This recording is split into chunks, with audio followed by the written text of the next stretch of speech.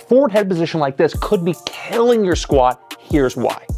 For a number of years, there's been a good amount of research done on postural issues and how they affect somebody's respiratory function. And there's been a lot of research specifically on hyperkyphosis. So if Konner turns this side here and shows it, this is when we see some heavy hyper amounts of thoracic rounding and forward head position. People are stuck in this posture all day, every day. And there's been a good amount of research assessing how that affects somebody's ability to breathe as optimally as possible. But there hasn't been as much done on short duration forward head position on healthy subjects until now.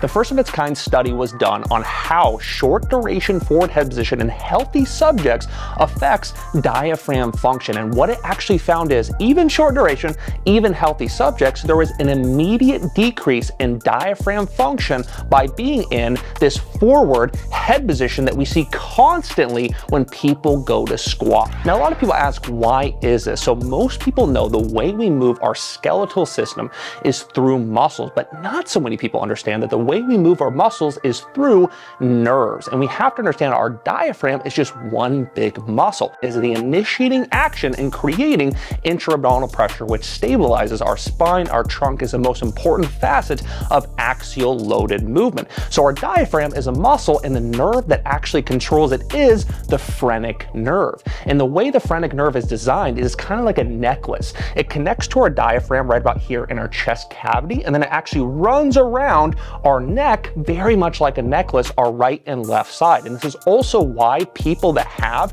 really bad cervical injuries, because its roots, the roots of this nerve is actually in the C3, C4 area of our cervical spine, but that's why people that have really bad cervical spine issues always have or usually have diaphragm function issues or respiratory issues as well, because it can actually diminish our diaphragm function and control. And this is the exact reason why we see diaphragm control issues or down regulation within forward head position. So even short duration forward head position in healthy subjects, like Konner is going to show here, is going to diminish our ability to fully utilize this diaphragm and therefore fully stabilize our trunk, spine, and pelvis. And the proposed mechanism that actually causes this is temporary entrapment of the phrenic nerve. So when you see people unrack, walk out, and then begin their squat, breathe and brace, try to fully stabilize their trunk from a position like this, just know we have an immediate decrease in our ability to fully utilize our diaphragm and therefore fully stabilize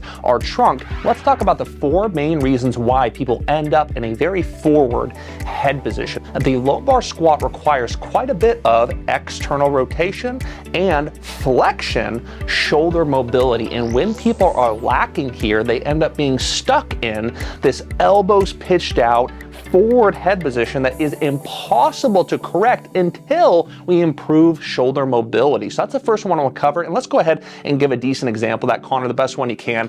It typically looks something like this here. So before you even unrack, you'll notice elbows pitched out, head position forward. And for a lot of these people, when they try to correct it, they can kind of look up, but that's about it. All they can really do is jam their cervical spine into extension a little bit, but they're still in this pitched forward, elbows pitched out position. And from this position, there's going to be a lot of issues. One, the first of which is he's going to have reduced diaphragm function, a reduced ability to stabilize his trunk through breathing and bracing mechanisms. But furthermore, what is our lats?